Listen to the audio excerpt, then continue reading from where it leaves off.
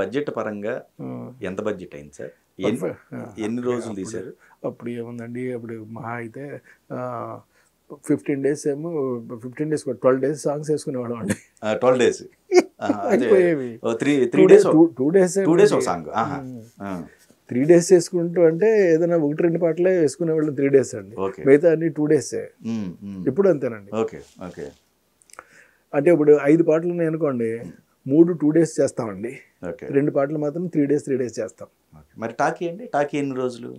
Talkie అంతా కలిపితే అంత 18 రోజులు 20 రోజులు అండి. అంతే అంతే అంతే. ఏనుగురు పెట్టుకున్నాండి, ఏనుగురు పెట్టి 18 రోజులు ఫినిష్ చేశారు. అదొక 18 లేదా 20 అనుకోండి, సపోజ్ లేదు నాకు, కానీ 20 రోజులు అనుకోండి. 20 ప్లస్ ఇది ఒక 32 రోజులు సినిమా అయిపోద్దండి. ఓకే ఓకే, అయిపోద్ది సార్. ఓకే చేశారు. అంటే ఒకటండి, ఇక్కడ మనకి కావాల్సింది ఒకటి ఉందండి. డైరెక్టర్కి కావాల్సింది ఏంటి అంటే రేపొద్దున మీ దగ్గర చాలా మంది డైరెక్టర్లు చూస్తూ ఉంటారు కాబట్టి చెప్తున్నానండి. డైరెక్టర్స్ కావాల్సింది కన్విక్షన్ ఒకటి, క్లారిటీ ఒకటి, the imagination of the scene అండి.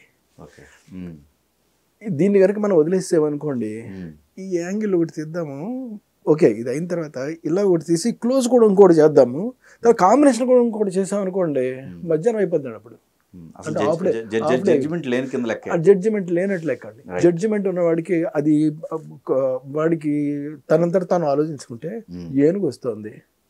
సో ఏనుగు పరిగెట్టుకొస్తుంది అని అంటే లాంగ్ షాటే కదా. ఏనుగు చూసింది క్లోజ్ షాటే కదా. ఏనుగు ఏడ్చింది కంటి షాటే కదా. చూసారు ఎంత క్లారిటీ ఉందో. Okay okay. మరి ఇటువంటిప్పుడు మీరు క్లియర్గా ఆ విజన్ క్లారిటీ ఉండాలి. ఉంటే ఏ షాట్ ఏంటి అనేటటువంటి క్లియర్గా తెలుస్తుంది. Right right. తెలిసినప్పుడు మీరు ఖచ్చితంగా చేయవచ్చు. అండ్ మీరు డ్రాయింగ్ కూడా ఏదో వేయించారు అనుకుంటండి దీనికి, స్కెచ్ కదా? అయ్యే రాజేంద్ర ప్రసాద్ని ఒప్పించడానికి వేసినటువంటి జయదేవి గారు, లక్కీగా జయదేవి గారు దొరికారు కాబట్టి అప్పుడు ఆయన వేసినటువంటి అందమైన బొమ్మలండి అవి. పైగా డ్రెస్ కోడ్ ఒకటి ఇచ్చారు ఏనుగుకి, డ్రెస్ కోడ్ పెట్టారు. అంటే అవన్నీ కూడా విచిత్రమైన పనులండి. ఒక టోపీ, ఒక చొక్కా, ఒక లాగు, ఇవన్నీ కంఫర్ట్ గా దొరుకుతుందా? హ్యాపీగా వేసేయడమే కదా, పైన వేసేయడమే. అంతా కూడా ఇది అంటే ఐడియా ఏమో నాదే అని అనుకోండి. ఓకే. కానీ ఇంప్లిమెంట్ చేసినంతా కూడా కాస్ట్యూమ్ ప్రసాద్ గారు అండి. మొత్తం అంతా కలిపితే 150-200 రూపాయలు అయ్యేదండి. శివుడు అయినా పాప మహానుభావుడు. ఓకే, చేసేయటమే. రంగారావు గారు పాత్ర, కుర్ర రంగారావు గారు మేజర్గా తీసుకోవాలనుకుంటే ఆయన ఫస్ట్ సినిమా షార్ట్స్లో మేజర్గా ఉన్నారు అనేది ఒక అప్పట్లో ఒక విమర్శ అనుకోవచ్చేది. ఆయనే ఉండేవాళ్ళ, ఆయనే చేసేవాళ్ళ, మీరు చెప్తే చేసేవాళ్ళ లేదా కుర్ర రంగారావు గారు? ఎప్పుడు అంటే మీకు తెలుసున్నది కదా, నా యాటిట్యూడ్ ఎప్పుడు కూడా నాది ఎప్పుడు ఒక రేంజ్ లో ఉంటుందండి యాటిట్యూడ్ అంతా. మనకి తెలియకపోవడం, మనకి రాకపోవడం, ఇలాంటి మెంటాలిటీ అండి. సో ఈ మెంటాలిటీ తోటి నేను ఫస్ట్ షాట్ బ్రహ్మాండంగా చేసేసుకోగలిగానండి. అందులో ఏమి కన్ఫ్యూజన్ లేదు. ఓకే, అసలు ఏం లేదు. ఈవెన్ మీకు చెప్తున్నానండి, ఇవాళ నా ఉగాది చేస్తున్నప్పుడు నేనే యాక్ట్ చేస్తున్నప్పుడు కూడా నేనే స్టార్ట్ కట్ కూడా చెప్పుకునేవాడండి షార్ట్లో. ఓకే ఓకే, స్టార్ట్ కెమెరా అని చెప్పుకునే ఉండండి. అయిపోయిన తర్వాత వెంటనే సీన్లోకి వెళ్ళిపోయాడు. అమ్మా ఎందుకమ్మా ఇన్ని, ఇంకొకసారి ఆలోచించి చూడు, ఇట్లా యాక్ట్ చేసేవాడిని, కట్ అని చెప్పేవాడిని వాళ్ళు. ఓకే ఓకే, రెండు నేనే చేసుకునేవాడిని. ఇది అది కూడాను. అంచేది ఎందుకు చేస్తాను నేను, ఎందుకు అంటే జనం రకరకాలుగా అనుకోవడం అనేటటువంటి చాలా సహజం. అంచేత రకరకాలుగా ఇది ఆయన ఏం చేసి ఉంటాడు, మిగతా వాళ్ళు ఇంకెవరెవరో చేసేసి ఉంటారు, ఆయన పేరు వేసేసుకుని ఉంటాడండి. ఒక సినిమాకి వేసుకుంటాం, 2 సినిమాలకి వేసుకుంటాం, 3 ఏళ్ళకి వేసుకుంటాం, 30 ఏళ్ళకి వేసుకోలేం కదా, 40 ఏళ్ళకి వేసుకోలేం కదా. అంతే కదా లాజిక్. సక్సెస్ కాలేం కదా. అట్లాగే ఇప్పుడు వాళ్ళే పని చేయరు కదా, మారిపోతుంటారు కదా. But still we are able to do it. Right right. But కాకపోతే నేను చేసే పని ఏమిటయ్యా అని అంటే, నేను నా టెక్నీషియన్స్ని నేను చాలా గౌరవించుకుంటానండి. నేను నా టెక్నీషియన్స్ని నేను నా ముందే పెడతాను తప్ప నా వెనకాల మాత్రం నేను పెట్టుకోను. Okay okay, he is great because of their greatness I am able to do it. Okay. అని నన్ను నేను తగ్గించుకుని చెప్తాను. ఓకే. బట్ చేసేటప్పుడు మాత్రం అండి నేనేం ఏం చేయదలుచుకున్నానో ప్రతిదీ కూడా నేను చేసుకుంటూనే వెళ్తానండి. ఎక్కువగా మీరు టెక్నీషియన్స్కే ప్రయారిటీ ఇస్తారు ఆర్టిస్టుల కన్నా.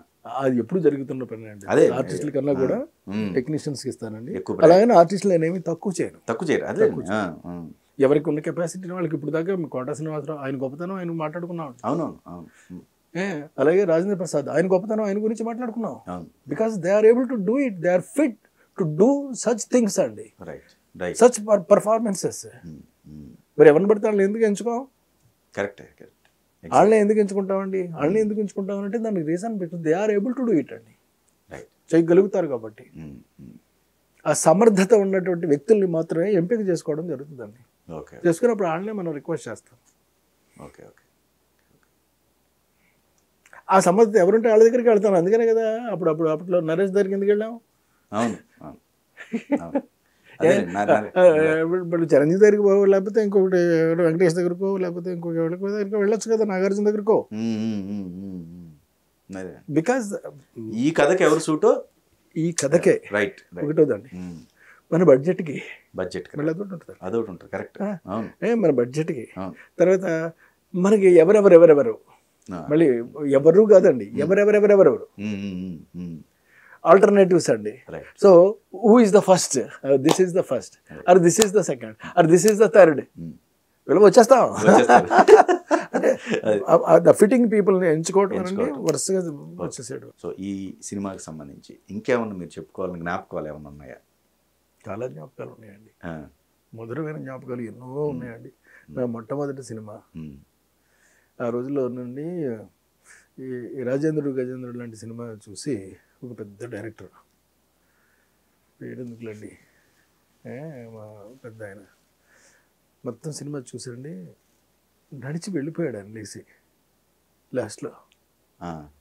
అలా ఎక్కడికి వెళ్ళిపోతున్నాడు అతను తెలియదు, నడిచి వెళ్ళిపోతున్నాడు అతను. ఓకే. కారు అదంతా వదిలేసాడు, మొత్తం వదిలేసాడు. ఓకే. ఇది ఒక వ్యక్తి అండి. నేను ఫస్ట్ సినిమా, ఇది సొంత సినిమా, మేము అందరం కలిపి చేసినటువంటిది. కిషోర్ గారు, అచ్చిరెడ్డి గారు, మీరంతా కలిసి అంటే కొబ్బరిబండం తర్వాత కొబ్బరిబండం హిట్ కాబట్టి తర్వాత మళ్ళీ సెకండ్ ఫిల్మ్ అని అనుకుంటే మళ్ళీ మేమే కలిపి మేమే చేసుకున్నాం. నేను డైరెక్టర్ చేయటం కదా. సో మనం దర్శకత్వం చేసినా, మనం హీరోగా చేసినా, ఏం చేసినప్పుడు కూడా మనం ఎదుటి వాళ్ళ మీద మనం ఇబ్బంది పెట్టొద్దు అనేటటువంటి మాకు ప్రధానమైన అంశం అది. ఇది అంటే సంపూర్ణంగా నాది కూడా కాదు, ఇది సంపూర్ణంగా అచ్చిరెడ్డి గారిదండి. అచ్చిరెడ్డి గారి క్రెడిట్ అసలు always is the right person. Correct. Right person to think about of it. Correct. And is the right guider and right master. In fact చెప్పాలంటే is the perfect mentor to make a man అండి. మన లేకపోతే నాకు guide చేసుకుంటూ వచ్చింది ఎవరు? ఆయనే కదా. నేను టోటల్గా నేను అసలు ఎట్టి పరిస్థితుల్లోనూ కూడా అదర్ థింగ్స్లో నేను వేలు పెట్టలేనండి. నాకు చేత కాదు, నాకు తెలియదు కూడా అండి ఇది ప్రొడక్షన్ విషయాల్లో. కొబ్బరి బండానికి ఏవో ప్రొడ్యూసర్గా వేసుకున్నాను అంతే తప్ప ఏదో చూసేవాడిని అంతే. కానీ మొత్తం యాక్చువల్గా చూసిందంతా అచ్చిరెడ్డి గారు. ఆ తర్వాత ఇది మరి నాకు ఎందుకు రా, ఇది మొత్తం టోటల్గా నువ్వే కదా చేస్తున్నావు ఇది అని చేత నీ పేరే నువ్వు వేసేసుకో అని చెప్పేసి ఆయన పేరు వేసేసి నేను నాకు వచ్చినటువంటి పని మీద నేను ఎదురుకెళ్ళిపోయాను. కథ, స్క్రీన్ ప్లే, సంగీతం, దర్శకత్వం, మాటలు, ఎవ్రీథింగ్ అండి. ఇవన్నీ కూడా నాకు నా అంతటా నేనేమీ నేర్చేసుకున్నవి కాదండి, నేర్పబడినటువంటివి. మీకు మొన్న లాస్ట్ మన ఇంటర్వ్యూలో నేను మీకు చెప్పానండి, ర్యాపిడ్ గురించి మనకు తెలియదు అలాగని. It is right. Only the confidence మీ దగ్గర కనుక ఉన్నట్టయితే అది మీరు ఎప్పుడు దేనికి ఎలాగ కావాలంటే అలా వాడుకోవచ్చు. తల ఒక్కింటికి 10 రూపాయలు అని చెప్పేసి మల్లికార్జున గారు ఆ సీన్ పెట్టినప్పుడు లోపల సర్వర్స్ వెళ్తూ ఉంటారు, వస్తూ ఉంటారు. ఏంద్రా పోతా ఉన్నారు వస్తూ ఉన్నారు అని చెప్పేసి చూసుకుంటూ ఉంటాడు ఆయన. తర్వాత ఒక షాట్ వేశారు మీరు, ఒక ట్రిక్ షాట్. ఇవి ఏవైతే మొత్తం పదార్థాలన్నీ వెళ్ళిపోవటం, మళ్ళీ ఎంటీగా రావటం, అవి ఆ గిన్నెలన్నీ ఎంటీ అయిపోయి రావటం అన్నమాట. ఇది ట్రిక్ షాట్ వాడారు మీరు. అవునండి. ఇట్లా ఎందుకు ఆ షాట్ వాడాల్సి వచ్చింది అక్కడ? ఎందుకు ఆ షాట్ వాడాల్సి వచ్చిందంటే యాజ్ పర్ ద స్క్రిప్ట్ అండి. ఓకే. అది అంటే విజువల్ బ్యూటీ కోసం కాదు. ఇంతకు పూర్వం మాయో బజార్లో వచ్చిందండి అది. అవును, సేమ్ అలాంటిది. కరెక్ట్. అవును, ట్రిక్ షాట్. అది దృష్టిలో పెట్టుకునండి నేను కెమెరామెన్ గారిని అడిగాను నేను. Okay okay. అడిగితే ఆయన అసలు ఇలాంటి షార్ట్స్ చేయట్లలో చాలా పెద్ద ఎక్స్పర్ట్ అండి ఆయన. అంటే శరత్ గారు అసలు శరత్ గారు వెన్నతో పెట్టిన విద్య అండి ఆయనకి. ఆయన ఏం చేశాడు, మీకు ఎందుకులండి మీరు ఇది టేక్స్ టైం అండి, ఒక పూట పట్టేస్తుంది ఇవన్నీ. ఏం చేద్దంటే 1 ఇంచ్ కదిపి మళ్ళీ షార్ట్ తీయాలి, ఇంకొక ఇంచ్ కదిపి మళ్ళీ షార్ట్ తీయాలి అని చేత టైం పట్టేస్తుంది కాబట్టి మీరు వెళ్ళిపోండి. ఎలాగంటే నేను వచ్చేసానండి, నేను వేరే పనుల్లో పడిపోయాను నేను. ఆయన చేస్తాడు ఆయన. Okay okay okay okay. ఆయన చేసి చూపెట్టాడండి, ఇది వచ్చిందండి వెళ్ళిపోతుంది వచ్చేస్తుంటే ఎంత బాగా చేసావయ్యా ఆయన అభినందించాను నేను. ఆయన చేస్తున్నాను కంప్లీట్ గా. ఇట్స్ ఎఫర్ట్స్ ఆఫ్ శరత్ గారు. Okay okay. సో లాభాలు ఎంత వచ్చాయి సార్? అప్పట్లో చాలా మంచి లాభాలు వచ్చేవండి. అంటే అంకెలుగా ఏమీ చెప్పలేను కానండి, బట్ చాలా మంచి లాభాలు. పెట్టిన రూపాయికి 10 వచ్చిందా, ఇంకా ఎక్కువ వచ్చిందా? అది తెలియదు కానండి, ఎంత వచ్చింది. ఇంక మొత్తం టోటల్ గా అంతా అచ్చిరెడ్డి గారు చూసుకుంటారు. నేను ఎందులోనూ ఏలు పెట్టనండి. మొత్తం అంతా ఆయనే చూసుకుంటూ ఆయనే చేసుకుంటూ. తర్వాత రండి మోరు అంటే ఎంత వచ్చినప్పటికీ కూడా రండి వీళ్ళు మోరు ఇటు అచ్చిరెడ్డి గారు కానీ లేకపోతే కిషోర్ రెడ్డి గారు ఎంకరేజ్మెంట్ అయింది. ఈ అచ్చిరెడ్డి గారు ఏం చేసేవారంటే మోర్ నా పబ్లిసిటీ మీద ఖర్చు పెట్టేవాడు ఆయన. మోర్ అండి. కొబ్బరి బొండం కూడా అదే చేశారు మీరు, అదే స్ట్రాటజీ. కొబ్బరి బొండలో చేతికి వచ్చిన పైసలు ఏమి లేవండి, పబ్లిసిటీ ఖర్చు పెట్టేసి అతను రాజేంద్ర గజేంద్ర కూడా చాలా వరకు పబ్లిసిటీ ఖర్చు పెట్టేసామండి. లేకపోతే ఎక్కడి నుంచి అండి అంటే మీకు ఉదాహరణకు చెప్తాను. మీకు ఫస్ట్ డే నాడు ఫస్ట్ షోకి అండి చిన్న ఇంత బుక్స్ వేసి ఇచ్చామండి. అదేంటి మాయిలోడికి అనుకుంటానండి, సారీ మాయిలోడికి చిన్న కార్టూన్ బొమ్మలు అన్ని వేస్తూ చిన్న ఇచ్చాము. అలా కార్టూన్ బొమ్మలు వేయించడానికి కూడా ఒక కథ ఉందండి. ఎందుకనంటే దానికి జయదేవి గారి ఇన్స్పిరేషన్ నాకు. ఈ సినిమాకి వర్క్ చేశారు కదా, ఈ సినిమాకి చేసి పెట్టారు అన్నటువంటి అది నాకు తెలియని ఒక కృతజ్ఞతా భావం ఉండిపోయి నేను దానికి వేశానండి.